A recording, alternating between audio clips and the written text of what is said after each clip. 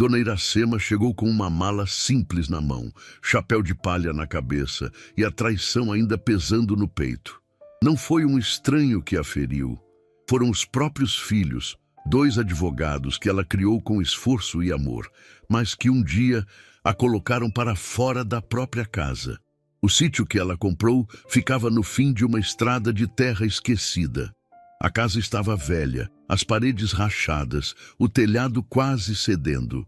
E do outro lado da cerca, um cavalo castanho, com uma mancha branca na testa, a observava em silêncio. Magro, cansado, com os olhos fundos de quem também havia sido abandonado. Ela se aproximou devagar. "Agora somos dois, não é, Valente?", murmurou.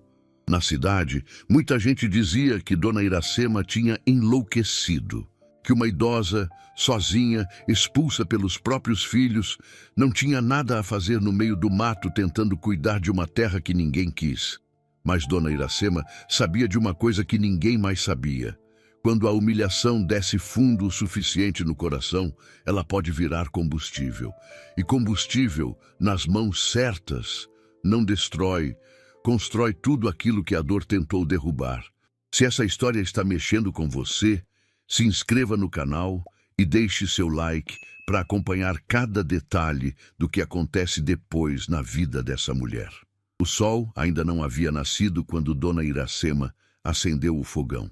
Esse era o ritual de toda manhã. Ela se levantava antes de todos, ainda no escuro, botava a chaleira no fogo, preparava o café bem forte, do jeito que ela sempre fez, e ficava ali, de pé, olhando pela janela da cozinha enquanto o céu ia mudando de cor lá fora. Era um momento só dela, um momento silencioso que ela fazia questão de preservar, como se aqueles poucos minutos de paz fossem a âncora que a mantinha firme diante de tudo.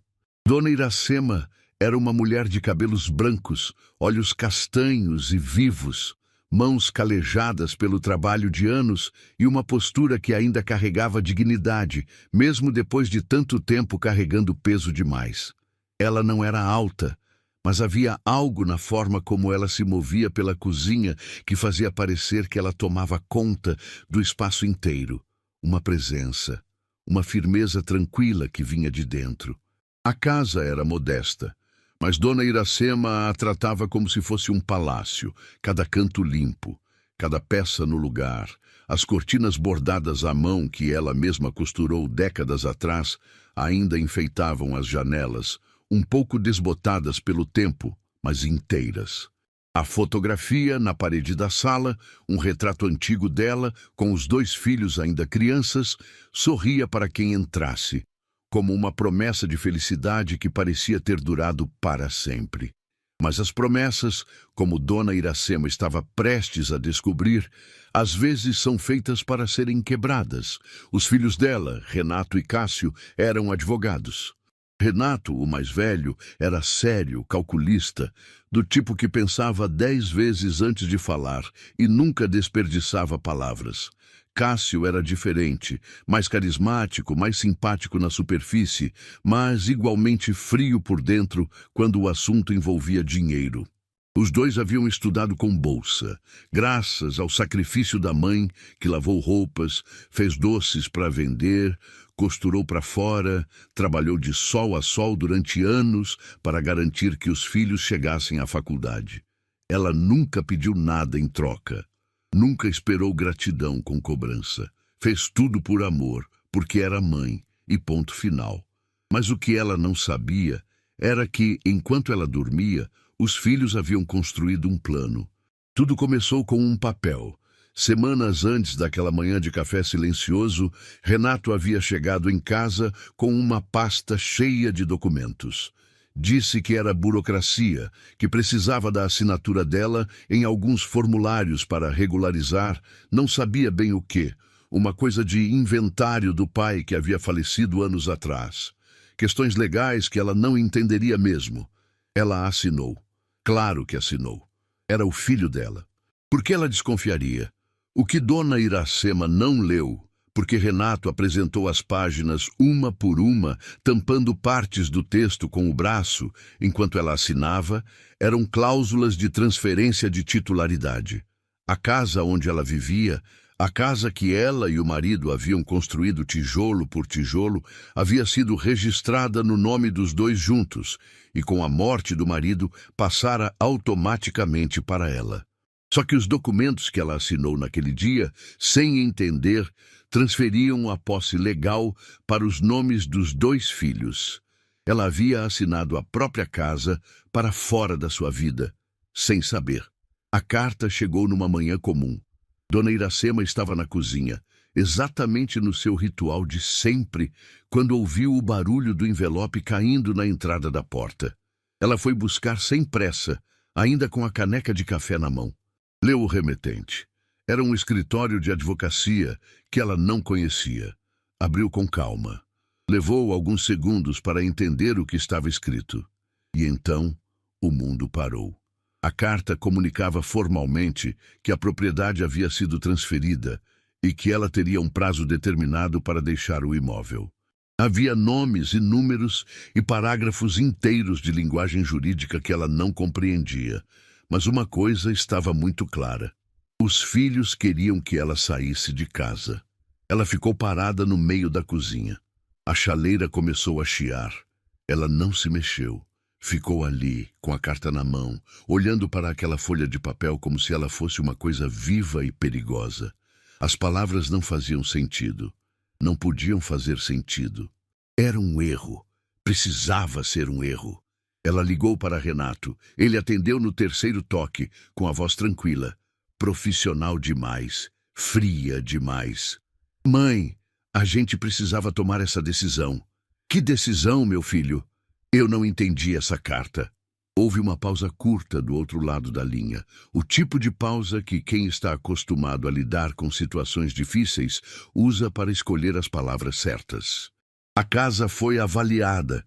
Está num bairro que valorizou muito. A gente vai vender e dividir. É o melhor para todo mundo. O melhor para todo mundo.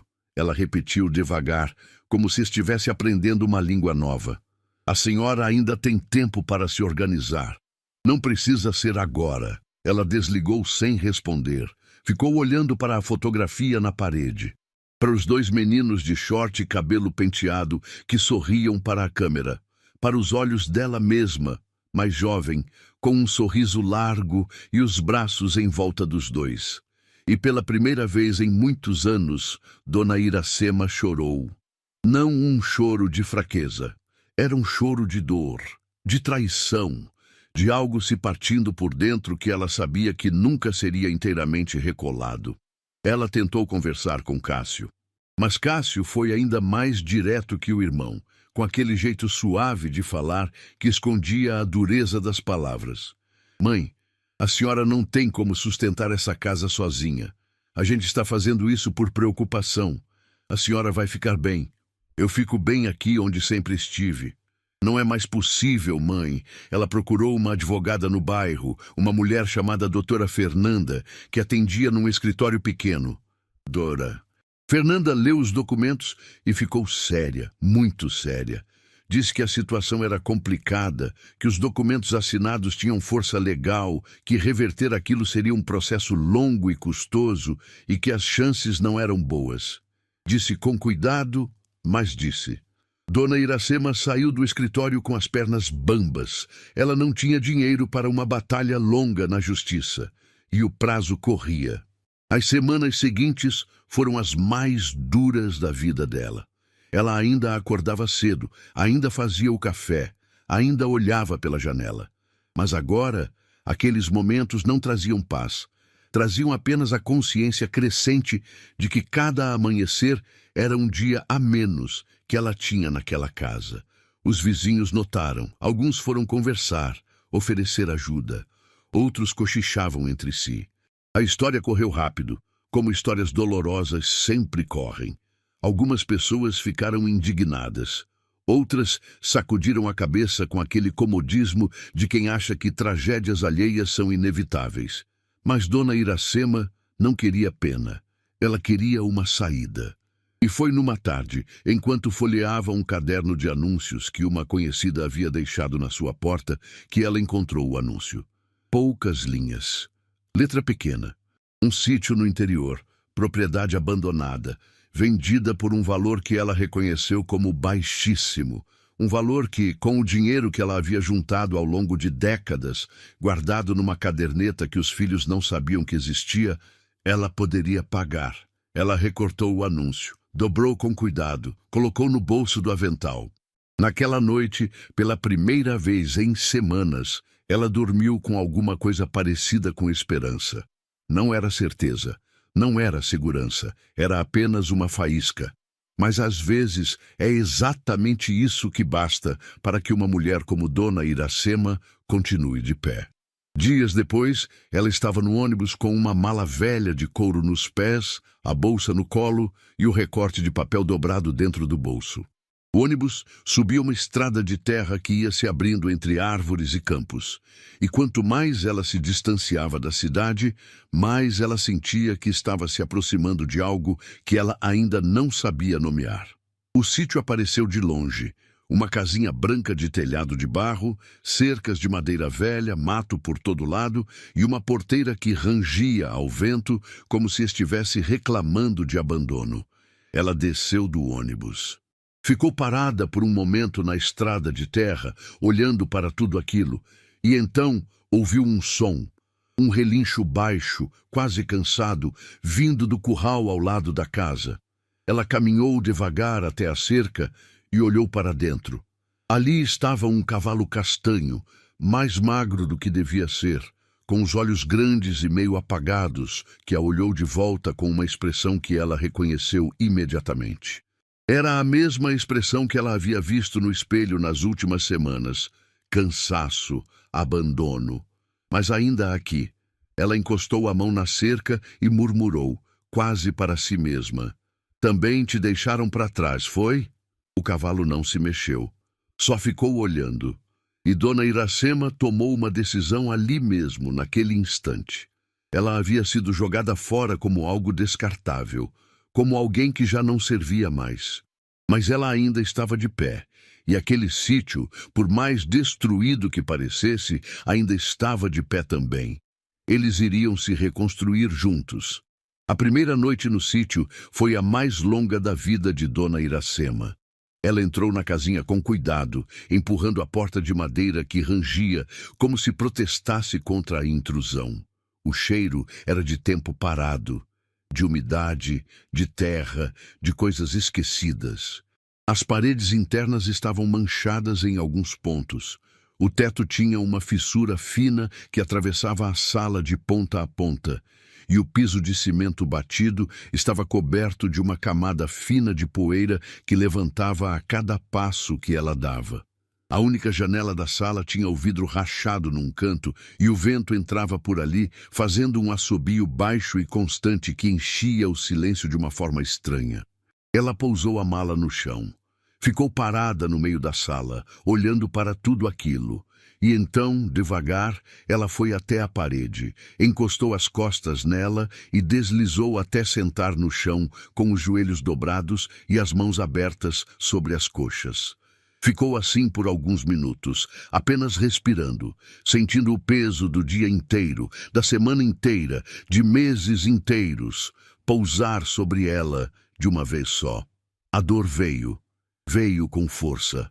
Veio misturada com raiva, com tristeza, com aquela sensação amarga de traição que não tem nome certo, mas que a gente reconhece quando sente porque ocupa um espaço enorme dentro do peito e não deixa a respiração fluir direito.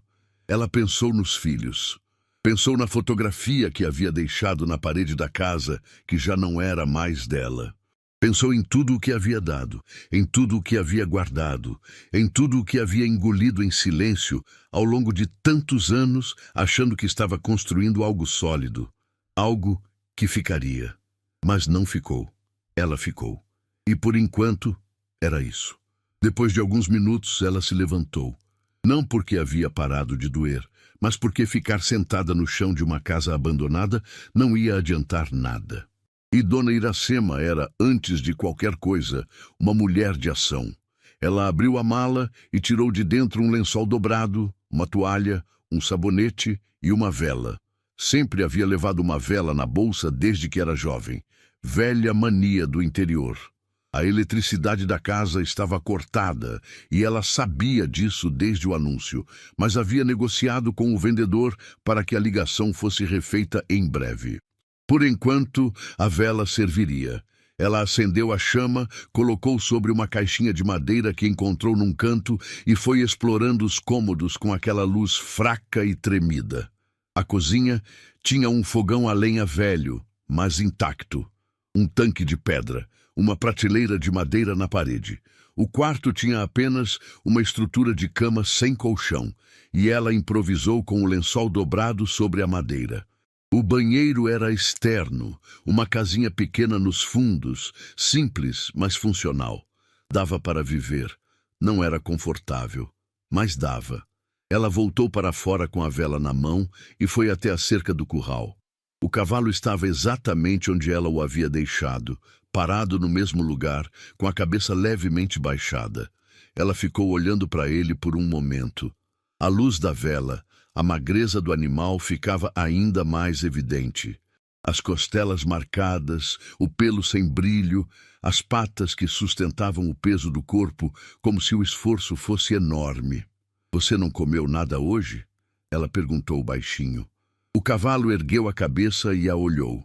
Ela voltou para dentro, procurou nos armários da cozinha e encontrou apenas uma lata enferrujada e vazia. No quintal dos fundos, porém, havia um monte de capim seco atrás de uma cerca de bambu, esquecido ali pelo antigo dono. Ela apanhou um punhado, levou até a cerca do curral e estendeu para o animal com a mão aberta. O cavalo cheirou, hesitou e então comeu. Devagar, com cautela, como quem não acredita muito que aquilo é real. "Eu sei exatamente como você está se sentindo", ela disse. A manhã seguinte chegou cedo demais e com trabalho demais. Dona Iracema acordou antes do sol, como sempre, mas desta vez não havia fogão elétrico nem chaleira fácil. Ela foi até o fogão a lenha, catou algumas gravetos secos que havia juntado no quintal na noite anterior, acendeu o fogo com paciência e colocou uma panelinha velha que havia encontrado numa gaveta para esquentar água. Tomou o café mais simples da sua vida, com um punhado de açúcar e nada mais, sentada na soleira da porta, olhando para o campo enquanto o dia nascia. Era bonito. Tinha que reconhecer. Mesmo com tudo estragado e abandonado ao redor, a terra era bonita. O campo aberto, as árvores ao longe, o céu que ia abrindo em tons de laranja e rosa. Havia algo ali que a cidade nunca tinha. Um silêncio que não era vazio. Um silêncio que respirava. Ela terminou o café e arregaçou as mangas. Os dias seguintes foram de trabalho duro e solitário. Ela varreu a casa inteira, levando poeira e detritos para fora com uma vassoura que encontrou encostada atrás da porta. Lavou as paredes com um pano úmido, esfregou o piso com um resto de sabão que havia trazido na mala. Consertou como pôde o vidro rachado da janela, cobrindo o canto com um pedaço de plástico grosso preso com arame que ela encontrou no quintal. Limpou o fogão a lenha, desentupiu a pia da cozinha, arrumou as dobradiças da porta com um parafuso solto que ainda estava no batente. Cada tarefa doía nos ossos. Ela não era jovem. O corpo sentia. Os joelhos protestavam quando ela agachava, as costas reclamavam depois de horas curvada. Mas ela não parava, porque parar era pensar. E pensar demais naquele momento ia trazer de volta o peso que ela estava tentando transformar em combustível. O cavalo passou a ser parte da rotina desde o primeiro dia. Ela descobriu um saco de ração velha numa espécie de depósito ao lado do curral, ainda em bom estado. Passou a dar ao animal 2 vezes por dia, de manhã e ao entardecer, sempre acompanhando de um punhado de capim fresco que ela cortava com uma foice enferrujada que havia afiado numa pedra. O animal, que ela logo começou a chamar pelo nome que havia encontrado gravado numa placa de madeira na grade do curral, Valente, foi aos poucos se aproximando. Primeiro ele só comia quando ela virava as costas. Depois começou a comer enquanto ela ainda estava de pé perto da cerca. Depois deixou que ela encostasse a mão no focinho. E num dia qualquer, enquanto ela estava limpando a grade do curral com um pano, ele encostou o pescoço no ombro dela, quieto, como se estivesse simplesmente dizendo que estava ali. Ela parou o que estava fazendo e ficou quieta também.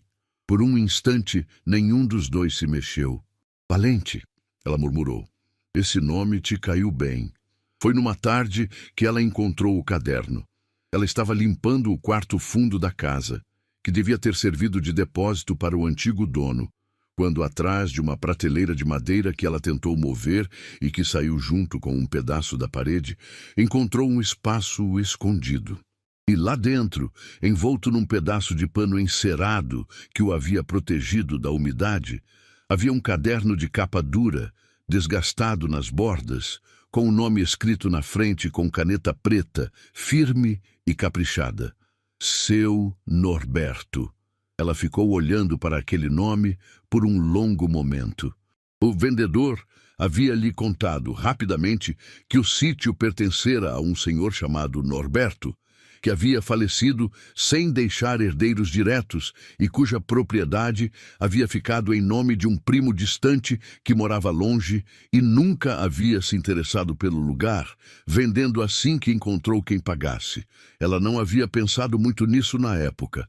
Mas agora, segurando aquele caderno nas mãos, sentiu uma curiosidade crescer por dentro. Ela foi até a soleira da porta, onde a luz da tarde ainda entrava bem, e abriu o caderno com cuidado.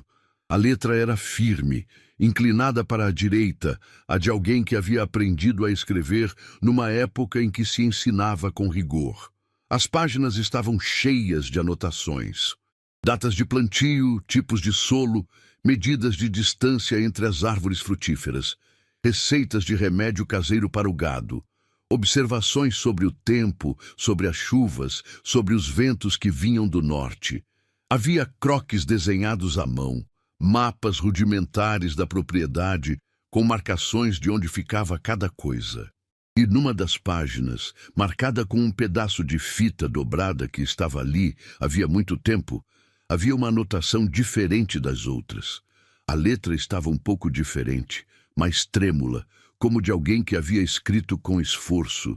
E o que estava escrito era simples, mas parou o coração de Dona Iracema por um instante. A nascente ainda corre. Encontrei ela de novo depois de 40 anos. Ninguém sabe, nem o mapa sabe. Mas ela existe. Quem cuida da terra, a terra cuida de volta. Ela releu 3 vezes. Nascente.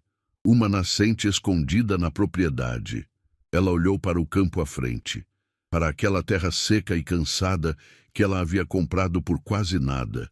E pela primeira vez desde que havia chegado ali, sentiu algo diferente do simples esforço de sobreviver.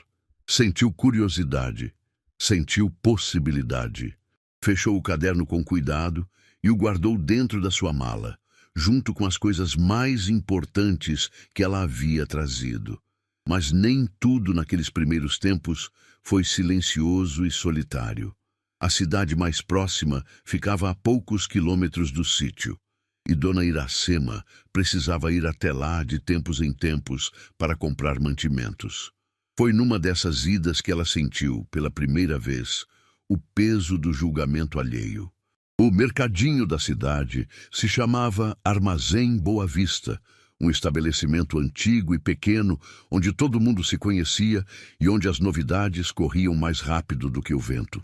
E a notícia de que uma senhora idosa havia comprado o velho sítio do seu Norberto para morar sozinha já havia circulado antes mesmo de ela aparecer pela primeira vez na porta. Ela estava escolhendo uns legumes quando ouviu. Não era direcionado a ela, mas era sobre ela.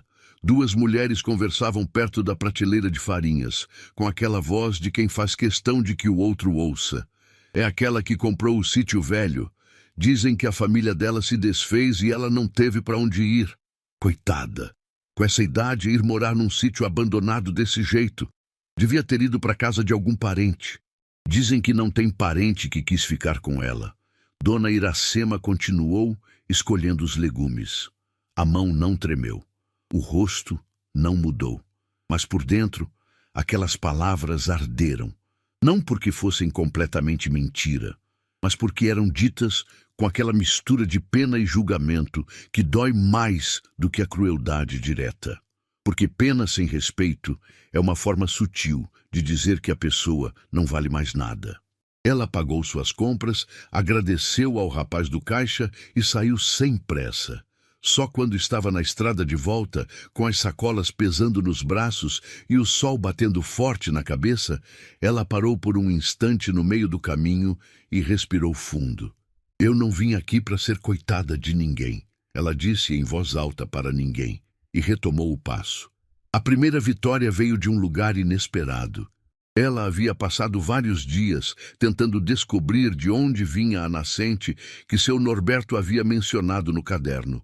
Seguia as anotações como podia, consultava os croquis desenhados à mão, caminhava pela propriedade com os pés na terra, prestando atenção em cada detalhe, mas a terra estava seca e endurecida em muitos pontos, e sem alguém que conhecesse o lugar, ela estava basicamente procurando no escuro. Foi Glorinha quem chegou primeiro, uma menina de pernas compridas e cabelo trançado, que apareceu na porteira do sítio numa tarde sem avisar, segurando um pote de doce de leite com as duas mãos e com um sorriso que ocupava o rosto inteiro. Minha mãe mandou para a senhora, ela disse sem cerimônia. Disse que quem chega num lugar novo precisa de uma coisa doce para começar bem.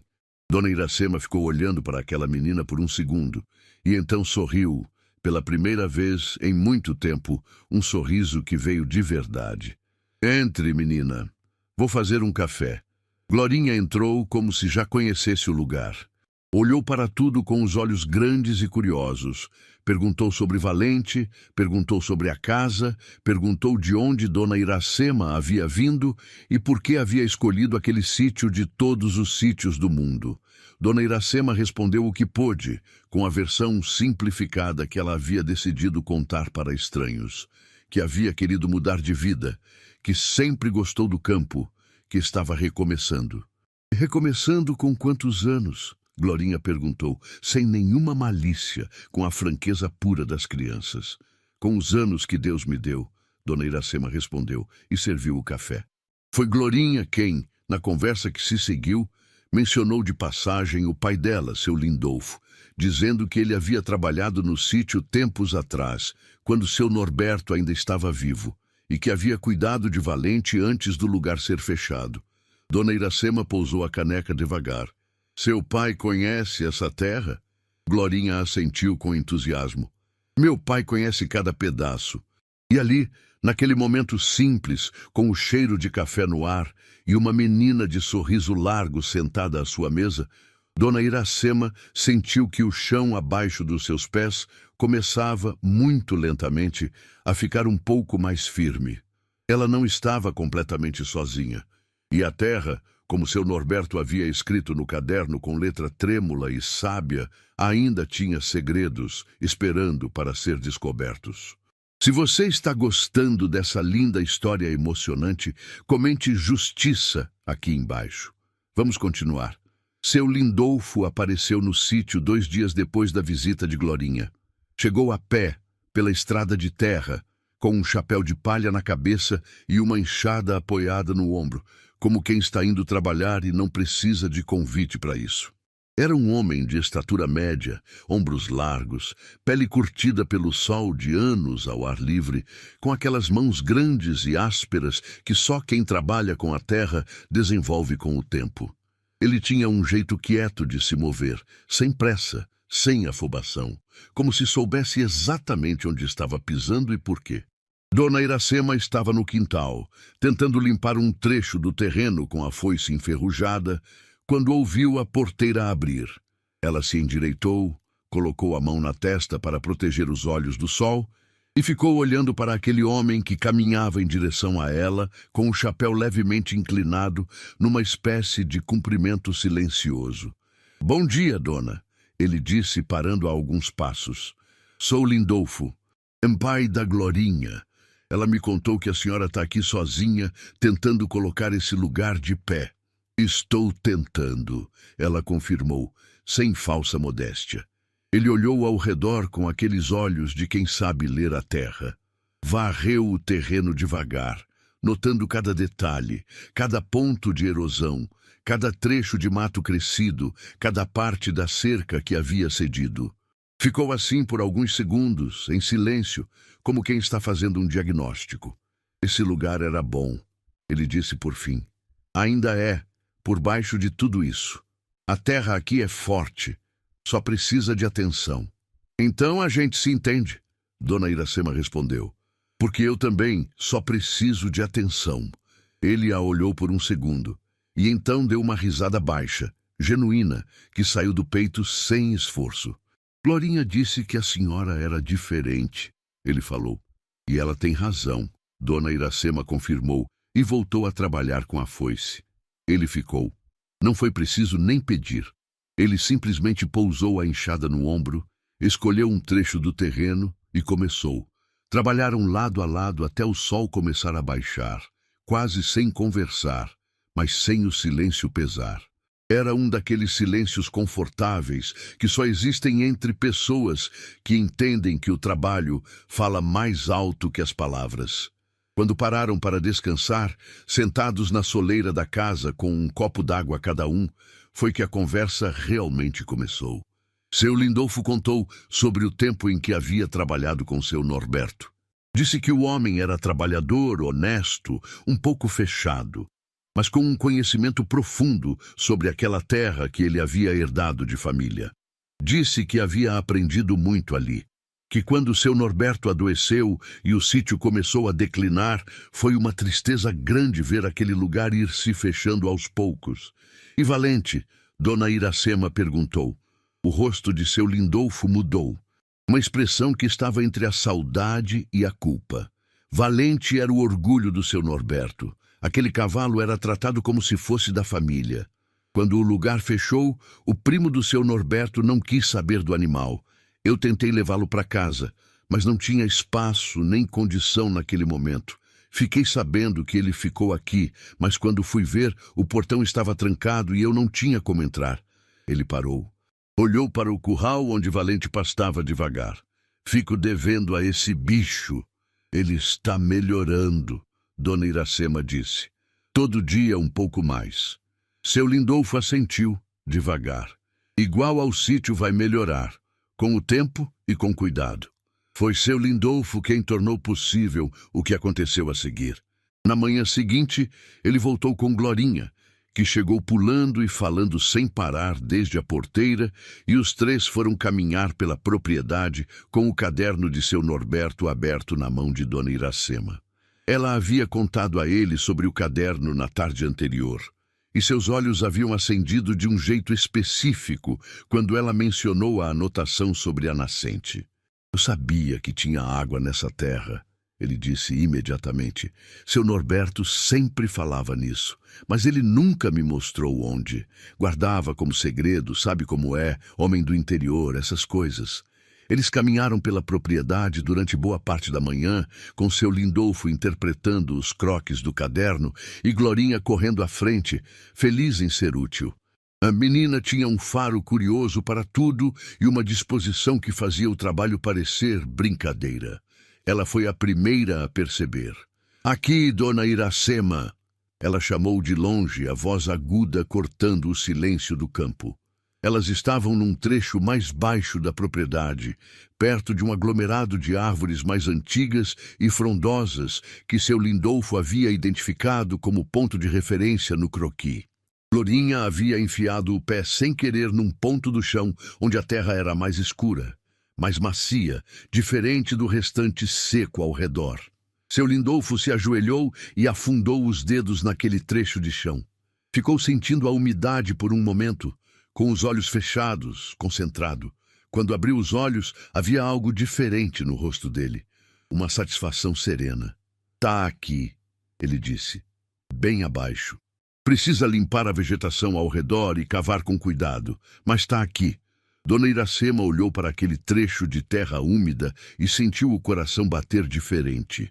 Aquela água estava ali fazia décadas, escondida, ignorada, esperando que alguém viesse procurar, como ela mesma havia ficado de certa forma, escondida dentro de uma vida que o mundo havia decidido que não valia mais nada, esperando que alguém enxergasse o que havia por baixo. Vamos cavar, ela disse. O trabalho de revelar a nascente levou vários dias. Seu Lindolfo trouxe ferramentas apropriadas e o conhecimento de como trabalhar o terreno sem danificar o fluxo natural da água. Glorinha ajudou carregando terra e pedras, sempre com aquela energia que parecia não ter fim. E Dona Iracema trabalhou ao lado de todos, sem se poupar, recusando qualquer sugestão de que ficasse sentada descansando enquanto os outros faziam o trabalho pesado. A senhora não precisa. Seu Lindolfo começou num momento. Eu preciso, sim. Ela interrompeu, gentilmente, mas com firmeza. Essa é a minha terra. Eu vou trabalhar nela. Ele não insistiu. Quando a água finalmente apareceu, brotando devagar entre as pedras limpas que haviam retirado do caminho, com aquela cor cristalina e aquele som suave de fluxo constante que a terra havia guardado por tanto tempo, os três ficaram parados olhando em silêncio. Glorinha foi a primeira a reagir. Ela meteu a mão na água, que estava fresca, e deu uma risada de surpresa. Ah, que fria! Seu Lindolfo colocou as mãos nas costas e olhou para Dona Iracema com uma expressão que ela demorou um segundo para entender. Era respeito, genuíno e simples. Água limpa em terra seca vale ouro, Dona Iracema. Ela sabia disso. E, naquele momento, olhando para a nascente que seu Norberto havia guardado como segredo e que ela havia encontrado seguindo as palavras escritas por um homem que jamais conheceu, ela entendeu que aquela terra havia sido esperando por ela tanto quanto ela havia precisado dessa terra. As semanas que se seguiram foram de reconstrução. Com a nascente revelada, a água passou a irrigar um trecho da horta que Dona Iracema havia começado a preparar do lado da casa. Seu Lindolfo a ensinou a redirecionar o fluxo com um sistema simples de valas, usando pedras e bambu cortado, do jeito que seu Norberto havia feito décadas atrás. As primeiras mudas foram doadas por Glorinha, que chegou um dia com um pano cheio de sementes que a mãe havia separado. Uma mulher chamada Dona Perpétua, que não havia aparecido pessoalmente ainda, mas que mandava recados e coisas úteis com a filha, como se Dona Iracema fosse uma vizinha antiga. A horta começou devagar, mas começou. Valente, nesse período, foi se transformando aos poucos. O animal, que havia chegado magro e apagado, estava ganhando peso e brilho no pelo. Seu Lindolfo o examinou com cuidado num dia e disse que o cavalo era mais jovem do que parecia no estado em que estava, e que com boa alimentação e cuidado iria se recuperar bem. Glorinha havia se apegado ao animal de uma forma que só as crianças conseguem, falando com ele como se o cavalo entendesse cada palavra, o que provavelmente, à sua maneira, ele entendia. Dona Iracema cuidava de Valente todas as manhãs, antes de qualquer outra coisa. Era o primeiro ritual do dia agora.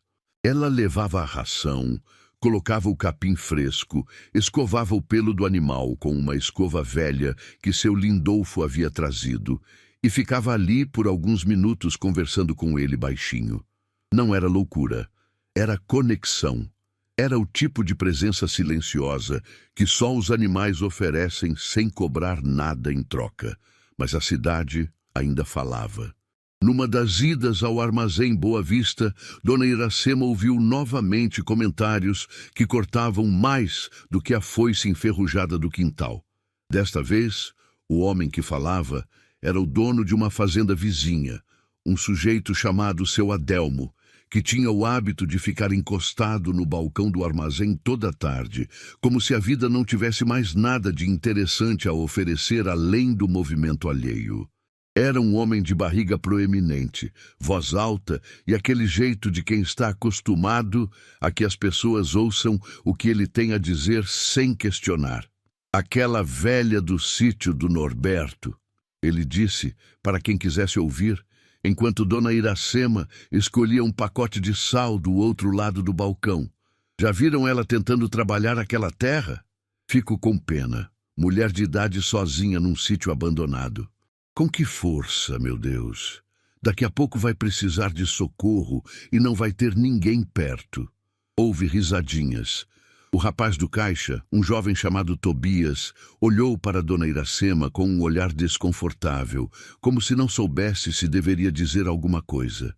Ela foi até o caixa, pousou as compras devagar, e enquanto Tobias registrava os itens, ela falou em voz suficientemente alta para que todos na loja ouvissem, sem gritar, sem alterar o tom, com aquela calma que é mais poderosa do que qualquer grito. Jovem, pode caprichar no troco, porque semana que vem vou precisar comprar mais. A horta está crescendo bem e vou precisar de adubo. Ela pegou a sacola, olhou brevemente para seu Adelmo, sem nenhuma raiva visível, apenas com a tranquilidade de quem não precisa responder tudo que ouve, e virou para a porta. Bom dia a todos. Tobias não conseguiu esconder o sorriso. Seu Adelmo ficou olhando para ela sair com um semblante que era uma mistura de surpresa e o início de algo que ele talvez não estivesse acostumado a sentir. Desconcerto. Foi nessa mesma semana que Dona Iracema fez uma descoberta que mudaria tudo. Ela estava relendo o caderno de seu Norberto, desta vez mais devagar, página por página, quando chegou a uma seção que havia passado despercebida nas primeiras leituras, porque estava escrita num papel diferente, dobrado e colado na contracapa do fundo. Era um documento. Simples, escrito à mão, mas com as assinaturas de 2 homens e o carimbo de um cartório da cidade, datado de muitos anos atrás. Ela leu com atenção. Releu. Era um registro de posse. Seu Norberto havia formalizado, junto a um cartório da cidade, a existência da nascente como parte integrante da propriedade, descrevendo sua localização aproximada e declarando que o direito sobre aquela água pertencia ao terreno. Era um documento legal, guardado dentro de um caderno, escondido atrás de uma prateleira. Dona Iracema ficou sentada por um longo momento, com aquele papel nas mãos, sentindo o significado daquilo pousar sobre ela devagar, como quem recebe uma notícia grande demais para processar de uma vez só. Aquela nascente não era só uma descoberta emocional, era uma propriedade legalmente registrada. E aquela propriedade era dela agora, junto com tudo o mais que havia comprado. Ela fechou o caderno com cuidado, olhou pela janela para o campo que começava a mostrar os primeiros sinais de vida renovada. E pela primeira vez, desde que havia assinado aqueles papéis que os filhos haviam posto na sua frente, ela sentiu que tinha algo nas mãos que valia muito mais do que eles podiam imaginar.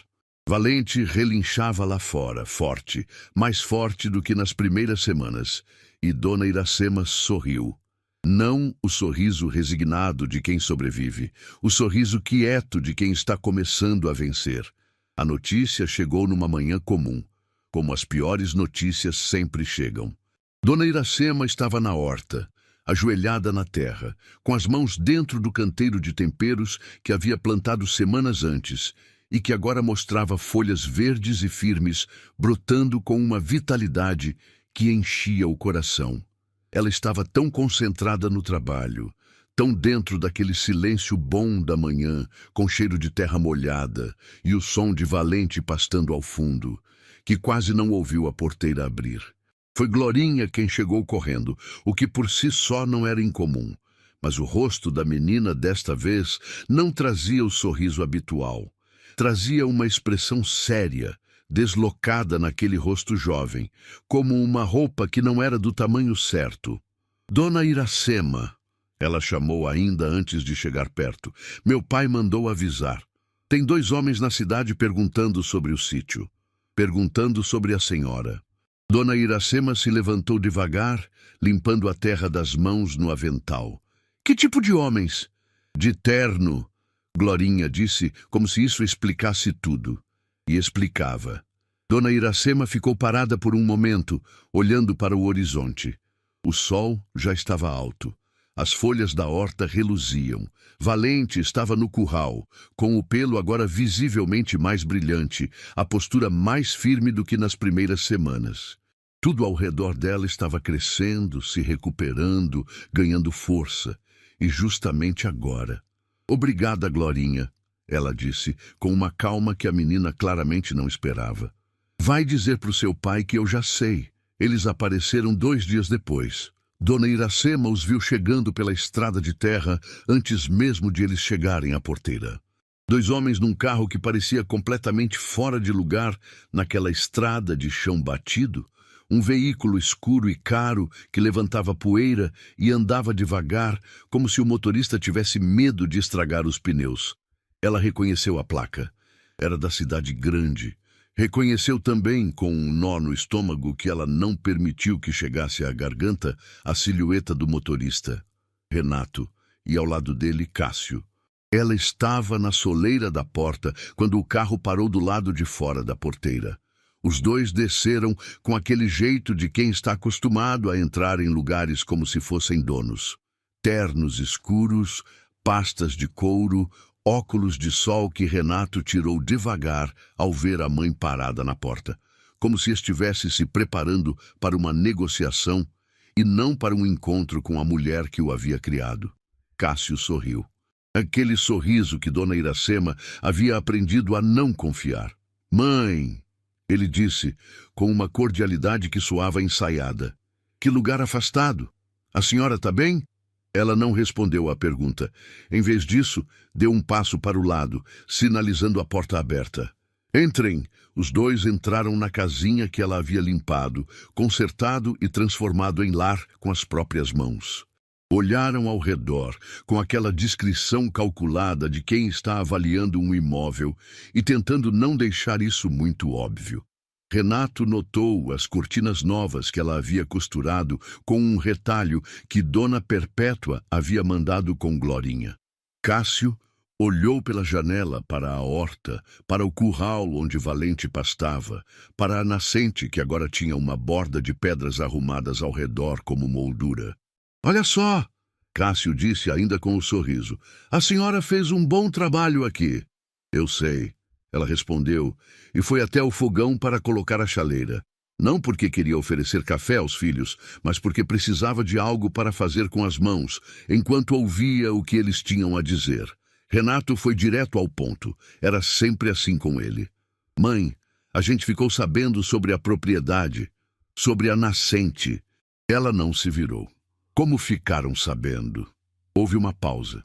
A gente tem contatos, Renato disse, com aquela voz profissional que ele usava quando queria dizer que havia feito algo que preferia não detalhar. O fato é que uma propriedade com nascente registrada tem um valor muito diferente do que foi declarado na compra. Isso levanta algumas questões legais sobre a transação. Ela finalmente se virou. A chaleira ainda não havia fervido, mas ela não estava mais interessada em café. Que questões? Cássio deu um passo à frente, assumindo o tom mais suave que ele usava quando Renato ia direto demais. A gente consultou alguns colegas. Há argumentos de que o valor pago pelo sítio não refletia o valor real do bem, especialmente considerando a nascente. Isso pode configurar uma irregularidade na compra que abre espaço para uma contestação judicial. O silêncio que se seguiu foi longo. Dona Iracema os olhou, um de cada vez, com aqueles olhos castanhos que haviam visto os 2 crescerem, aprenderem a andar, chorarem de noite com febre, pedirem colo, pedirem ajuda, pedirem e pedido ao longo de toda uma vida. Vocês vieram até aqui, ela disse devagar, pesando cada palavra, para me dizer que querem contestar a única coisa que me restou. Não é assim, mãe. Cássio começou. É exatamente assim. Ela interrompeu, sem gritar, sem tremer. Vocês me tiraram a casa onde eu vivia. Eu não briguei, eu vim embora. Usei o que me restava para recomeçar num lugar que ninguém queria. E agora que eu fiz esse lugar valer alguma coisa, vocês aparecem de terno para me dizer que tem argumentos legais. Renato não desviou o olhar. É uma questão de direito, mãe. Não é pessoal. Ela ficou olhando para ele por um momento que pareceu muito mais longo do que era. E então, com uma calma que era mais pesada do que qualquer explosão, ela falou: podem ir embora. Eles foram, mas não desistiram. Semanas depois, Dona Iracema recebeu uma notificação formal. Os filhos haviam entrado com um pedido judicial, contestando a validade da compra do sítio, alegando que o valor pago não correspondia ao valor real da propriedade em razão da nascente não declarada, e solicitando a anulação da transação ou uma compensação financeira que, na prática, ela não teria como pagar. Era uma manobra inteligente. Juridicamente complexa o suficiente para confundir, financeiramente pesada o suficiente para desanimar. Dona Iracema leu a notificação 3 vezes. Depois a dobrou com cuidado e colocou sobre a mesa. Foi seu Lindolfo quem sugeriu o nome. Tem um advogado na cidade. Ele disse numa tarde em que estavam trabalhando juntos na cerca que havia cedido no fundo da propriedade. Dr. Raimundo é um homem honesto. Já vi ele defender gente pequena contra gente grande mais de uma vez. Não cobra o que não pode ser pago. Você confia nele? Ela perguntou. Confio, ele disse, sem hesitar. Para seu Lindolfo, que era um homem de poucas palavras e nenhuma delas desperdiçada, isso era o suficiente. Doutor, Raimundo era um homem de cabelos grisalhos e óculos redondos que desciam um pouco para a ponta do nariz quando ele lia, o que o obrigava a inclinar a cabeça para trás de um jeito que dava a impressão de que ele estava sempre analisando as coisas de um ângulo ligeiramente diferente do resto do mundo. Tinha um escritório pequeno numa rua tranquila da cidade, com estantes cheias de livros e pastas, uma mesa de madeira escura e a fotografia de uma mulher sorrindo numa moldura simples perto da janela. Ele ouviu Dona Iracema em silêncio absoluto. Ela contou tudo. Desde a carta que havia chegado na cozinha da casa antiga, passando pelos documentos que havia assinado sem entender, pela partida forçada, pelo sítio comprado com as economias de uma vida, pela descoberta da nascente e pelo caderno de seu Norberto, até a chegada dos filhos de terno e a notificação judicial. Quando ela terminou, ele ficou em silêncio por mais alguns segundos, os dedos entrelaçados sobre a mesa. A senhora trouxe o caderno? Ele perguntou. Ela o tirou da bolsa e pousou sobre a mesa. Ele abriu com cuidado, folheou devagar, parou na contracapa onde o documento dobrado estava colado. Leu com atenção. Releu. Inclinou a cabeça para trás com os óculos escorregando. E então fechou o caderno e olhou para ela com uma expressão que não era exatamente alegria, mas era algo próximo disso. Dona Iracema, esse documento de registro da nascente, feito em cartório e com as devidas assinaturas, é uma peça muito importante. Ele prova que a nascente era de conhecimento formal do antigo proprietário e estava registrada como parte da terra. Isso significa que ela já deveria ter sido considerada na avaliação original do imóvel antes mesmo da venda para a senhora. O que isso significa para mim? Ela perguntou diretamente. Significa que seus filhos estão tentando argumentar que a senhora se beneficiou de uma informação oculta que valorizava o terreno. Mas esse documento prova que a informação não estava oculta. Estava registrada e o vendedor que aceitou o preço era quem tinha a obrigação de declarar isso. A responsabilidade não recai sobre a senhora. Ela não sorriu ainda. Era cedo para isso. Eles são advogados experientes, ela disse. São, ele concordou, sem minimizar. Mas experiência não é o mesmo que razão. E razão, nesse caso, está do lado da senhora. A audiência foi marcada para algumas semanas depois. Nesse período, Dona Iracema trabalhou como sempre, sem deixar que o peso da batalha jurídica parasse o trabalho das mãos. A horta continuava crescendo. A nascente continuava brotando. Valente estava irreconhecível comparado ao animal magro e apagado que ela havia encontrado na chegada, agora com o pelo brilhante, os olhos vivos, a postura de um animal que havia recuperado a própria dignidade. Florinha continuava aparecendo quase todos os dias, e Dona Perpétua finalmente havia aparecido pessoalmente numa tarde, uma mulher baixinha e expansiva que entrou no sítio como se já fosse da família. Abraçou Dona Iracema antes mesmo de se apresentar direito e deixou sobre a mesa uma panela de frango ensopado que perfumou a casinha inteira. Aquelas pessoas que haviam escolhido ficar ao redor de Dona Iracema, sem que ela pedisse, sem que ela precisasse explicar muito ou se justificar, eram uma forma de força que ela não havia antecipado quando havia chegado àquele lugar sozinha e exausta. Mas a noite antes da audiência foi difícil. Ela ficou acordada por horas, olhando para o teto da casinha que ela havia limpado tijolo por tijolo. Pensou nos filhos. Não com raiva naquele momento, com uma tristeza quieta e profunda, que é diferente da raiva porque não tem para onde ir. É o tipo de dor que fica, que a gente aprende a carregar sem deixar que curve a espinha. Ela pensou em tudo o que havia dado, em tudo o que havia construído, em tudo o que havia perdido e em tudo o que havia encontrado depois. E num momento de silêncio absoluto, ela se levantou, foi até a janela e olhou para o campo sob a luz fraca da lua. Valente estava no curral, parado, com a cabeça erguida, olhando para o mesmo horizonte, como se estivesse fazendo companhia. Ela pousou a mão na madeira da janela e ficou assim, respirando o ar da noite, sentindo a terra abaixo dos pés, sentindo o lugar que havia construído ao redor dela como uma armadura. Amanhã, ela estaria numa sala de audiência diante dos filhos que a haviam traído.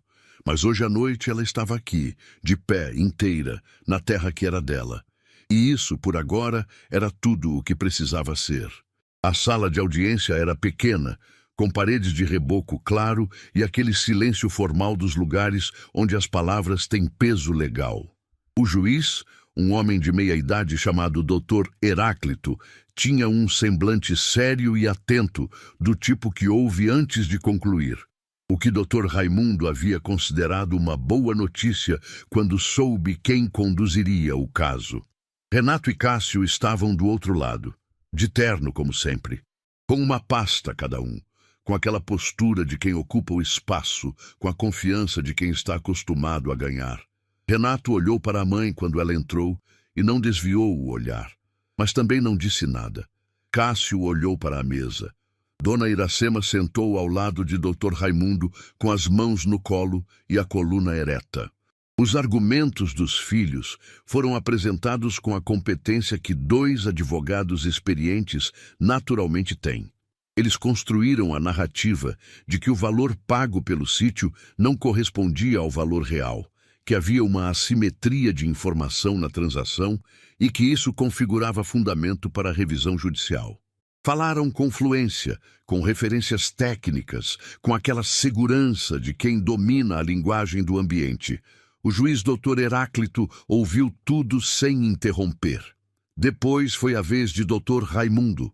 Ele foi mais breve, mais direto. Apresentou o caderno de seu Norberto como prova documental, explicou a origem e a natureza do registro encontrado na contracapa e solicitou que o documento fosse verificado junto ao cartório da cidade, onde os registros originais ainda existiam, como ele havia confirmado previamente. E então disse, com aquela voz tranquila de quem não precisa de volume para ter peso: Excelência, a nascente estava registrada em cartório, em nome do antigo proprietário. Esse registro é público e estava acessível a qualquer parte interessada antes da venda. A responsabilidade de declarar o valor real do bem cabia ao vendedor. Minha cliente comprou a propriedade de boa fé pelo preço que lhe foi apresentado. Qualquer irregularidade na avaliação original não pode ser imputada a ela. O silêncio que se seguiu era diferente dos outros silêncios da audiência. Era o silêncio de quando algo muda. Renato e Cássio se entreolharam por uma fração de segundo. Rápido, mas Dona Iracema viu. Dr. Heráclito pediu um intervalo para análise dos documentos. Quando a sessão foi retomada, o juiz falou por alguns minutos que pareceram muito mais longos do que eram. Analisou os fundamentos apresentados por ambas as partes, considerou o documento de registro encontrado, determinou a verificação junto ao cartório, que confirmou a autenticidade do registro original. E então, com aquela objetividade seca dos veredictos judiciais que não fazem concessões ao drama, mas que às vezes entregam mais do que qualquer discurso, Dr. Heráclito negou o pedido dos filhos. A propriedade permanecia com Dona Iracema. A nascente era legalmente parte integrante do terreno. A transação havia sido válida. Renato não reagiu visivelmente. Ficou olhando para a mesa.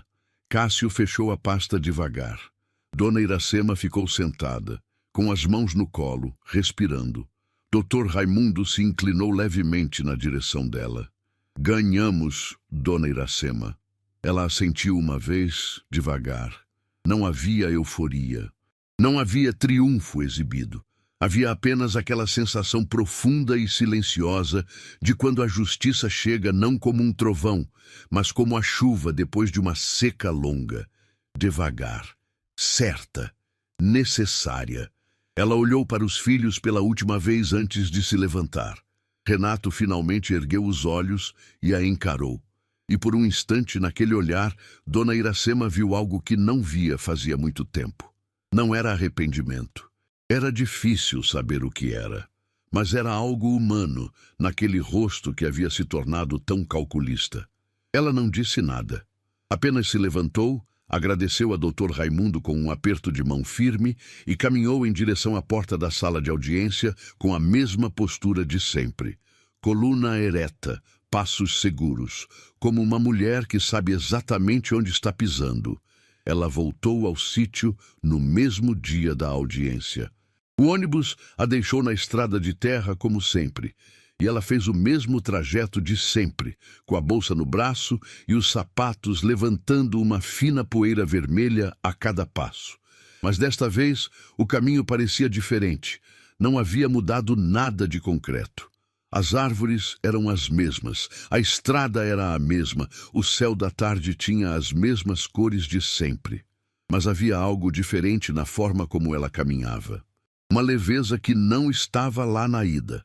Quando a porteira apareceu lá na frente, ela parou por um instante.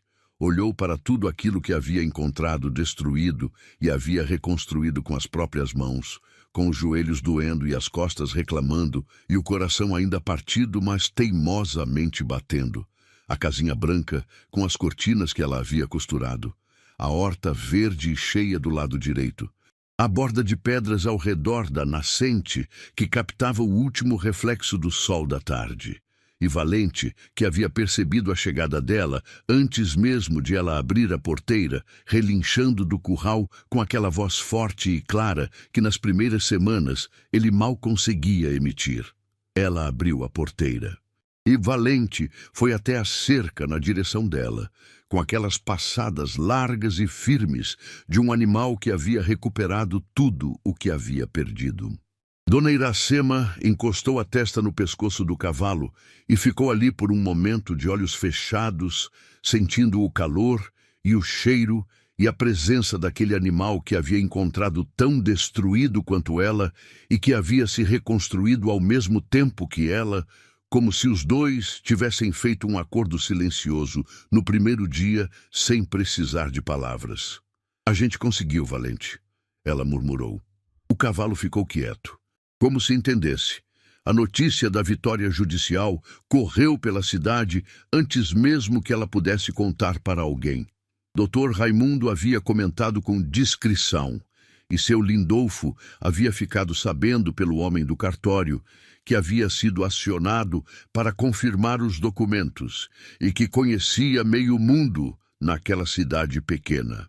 Glorinha apareceu no sítio na manhã seguinte com Dona Perpétua ao lado, as duas trazendo uma cesta com pão feito em casa, queijo, doce de mamão e uma garrafa de suco de laranja espremido na hora, como se soubessem exatamente o que a ocasião pedia, sem que ninguém precisasse dizer.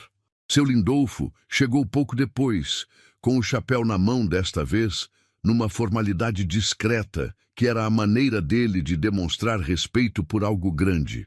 Eles sentaram na soleira e na grama em frente à casa, comendo e conversando enquanto o sol da manhã aquecia o campo, e Glorinha correu para dar capim para Valente enquanto os adultos falavam. Era uma cena simples, sem grandiosidade, sem discursos. Apenas pessoas reunidas ao redor de uma mulher que havia merecido aquele momento de paz. Dona Perpétua, que era do tipo que falava o que pensava sem rodeios, foi a que colocou em palavras o que todos sentiam. Dona Iracema, eu conheço muita gente que passou por menos do que a senhora e desistiu. A senhora não desistiu. E olha onde a senhora está. Dona Iracema olhou ao redor, para a horta, para a nascente, para Valente, para aquelas pessoas sentadas com ela numa manhã de sol, como se não houvesse lugar melhor no mundo para estar. Eu não desisti porque não tinha para onde ir, ela disse, com aquela honestidade simples que era a marca dela. E aí descobri que não ter para onde ir, às vezes, é a maior liberdade do mundo, porque você para de escolher o lugar mais seguro e começa a escolher o lugar certo. Dona Perpétua assentiu devagar. Seu Lindolfo olhou para o campo. E Glorinha, que havia voltado correndo do curral e havia ouvido a última parte sem que ninguém percebesse, ficou parada por um momento com aquela expressão de criança que acabou de entender algo que vai carregar para a vida toda. O sítio continuou crescendo. Com a nascente funcionando plenamente e o sistema de irrigação que seu Lindolfo havia ajudado a construir, a horta expandiu para além do que Dona Iracema havia planejado inicialmente. O que havia começado como um canteiro de temperos e alguns pés de legumes foi se tornando uma produção pequena, mas consistente, com variedades que ela havia aprendido com as anotações de seu Norberto e com os ensinamentos práticos de seu Lindolfo, que conhecia aquela terra como conhecia as linhas das próprias mãos. Ela começou a vender os produtos no armazém Boa Vista. Tobias, o rapaz do caixa que havia sorrido naquele dia em que ela havia respondido com dignidade ao comentário de seu Adelmo, recebeu os primeiros produtos com entusiasmo genuíno e os colocou numa prateleira com um cartaz escrito à mão que dizia: Produtos do Sítio Recomeço, cultivados com água de nascente natural. O nome havia sido sugestão de Glorinha, e havia sido a sugestão certa. As pessoas começaram a perguntar, primeiro uma, depois outra, depois muitas. Queriam saber de onde vinha aquele tempero, aquele tomate, aquela erva que perfumava diferente. Tobias contava, porque Tobias era do tipo que gosta de uma boa história. E a história de Dona Iracema era exatamente o tipo que as pessoas precisam ouvir de vez em quando para lembrar que o mundo ainda tem dentro dele esse tipo de coisa. Seu Adelmo, o fazendeiro de barriga proeminente que havia feito comentários no armazém semanas antes, apareceu numa tarde e ficou olhando para a prateleira dos produtos do Sítio Recomeço com uma expressão que Tobias depois descreveu para Glorinha como a cara de quem engoliu algo que não esperava encontrar no prato. Ele não disse nada, mas comprou um maço de cheiro verde e saiu sem fazer comentários sobre velhas sozinhas no campo, o que para ele já era uma evolução considerável. Pessoas de outras regiões começaram a aparecer, não de uma vez, não de forma dramática, mas aos poucos, da maneira como as coisas boas costumam crescer, sem avisar, sem fanfarra, apenas se espalhando de boca em boca, porque o mundo ainda funciona assim quando algo é verdadeiro. Vieram primeiro os que haviam ouvido a história pelo armazém ou por conhecidos da cidade. Depois vieram alguns de lugares mais distantes, atraídos pelos produtos, ou pela história, ou pelas duas coisas juntas, que nesse caso eram impossíveis de separar. Famílias que queriam passar uma manhã numa propriedade com nascente e horta orgânica. Pessoas que queriam comprar os temperos diretamente da produção. Uma mulher que havia passado por uma situação parecida com a de Dona Iracema e que simplesmente queria conhecê-la, ver com os próprios olhos que era possível. Dona Iracema recebia a todos com o mesmo café forte e a mesma honestidade direta. Não contava a história com dramatismo, não explorava a dor para impressionar. Contava como quem relata um caminho percorrido, com os tropeços e os atalhos, e os momentos em que o chão some debaixo dos pés e a gente continua andando mesmo assim, porque a alternativa é ficar parado no vazio. E as pessoas saíam de lá diferentes de como haviam chegado. Não era milagre, era só o que acontece quando a gente está perto de alguém que encontrou o jeito de transformar dor em raiz. Dos filhos, ela não recebeu mais visitas. Houve, semanas depois da audiência, uma mensagem enviada por intermédio de Dr. Raimundo, uma comunicação formal e fria de Renato, dizendo que eles não iriam recorrer da decisão, sem pedido de desculpas, sem reconhecimento do que haviam feito, apenas a informação seca de que o assunto estava encerrado do lado deles. Dona Iracema leu a mensagem que Dr. Raimundo lhe mostrou, devolveu o papel com calma e disse apenas que entendia. Dr. Raimundo a olhou com aquele jeito de cabeça inclinada e óculos escorregados. A senhora não quer dizer mais nada? Não, ela respondeu. Eu já disse tudo o que tinha a dizer, não com palavras, com o que construí. Ele assentiu devagar, e não havia mais nada a acrescentar. A última cena desta história aconteceu numa tarde de céu limpo. Dona Iracema estava sentada na soleira da casa, com o caderno de seu Norberto aberto no colo, não lendo, apenas segurando, como quem segura uma carta de alguém que nunca conheceu, mas que de alguma forma deixou uma mensagem específica para ela atravessar o tempo. Glorinha estava no campo com Valente, tendo convencido seu Lindolfo a montá-la no cavalo por alguns minutos, e os risos da menina chegavam em ondas pela tarde, misturados com o relincho de Valente que ecoava pelo campo aberto. Seu Lindolfo estava consertando um trecho da cerca nos fundos, e o som ritmado do martelo batendo nos mourões chegava de longe como um metrônomo constante e tranquilizador. Dona Perpétua havia passado mais cedo e deixado um pote de compota sobre a mesa da cozinha, com um bilhete que dizia apenas "para adoçar a semana". O sol estava descendo devagar, pintando o campo de tons dourados que faziam a terra parecer diferente, mais rica, mais viva, como se o fim do dia fosse a hora em que a terra finalmente mostra o que guarda dentro de si. Dona Iracema olhou para tudo aquilo, para a nascente que seu Norberto havia escondido e que ela havia encontrado seguindo as palavras de um homem sábio que havia entendido antes dela que cuidar da terra é um ato de fé. Para Valente correndo pelo campo com Glorinha nas costas, os dois com aquela leveza de quem não guarda mais o peso do abandono. Para aquela casinha branca que ela havia encontrado vazia e fria e havia enchido de cheiro de café e de cortinas bordadas e de presença. E ela pensou sem amargura, sem celebração excessiva, com aquela serenidade de quem chegou ao outro lado de algo difícil e pode finalmente olhar para trás sem que o olhar doa. Ela pensou nos filhos, no que haviam feito, no que ela havia perdido por causa disso, e no que havia encontrado depois, e concluiu em silêncio uma coisa que ela nunca diria em voz alta, mas que era mais verdadeira do que qualquer sentença judicial, que a maior traição da vida dela havia se tornado a maior libertação, que o dia em que eles a empurraram para fora foi o dia em que ela, sem saber ainda, havia sido empurrada em direção a si mesma, para a terra, para o silêncio, para as pessoas certas.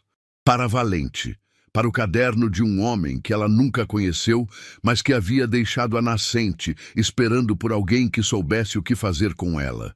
Ela fechou o caderno de seu Norberto com cuidado, olhou para o horizonte e murmurou baixinho, para ninguém e para todos ao mesmo tempo: quem cuida da terra, a terra cuida de volta. O vento passou suave pelo campo. Valente relinchava ao longe.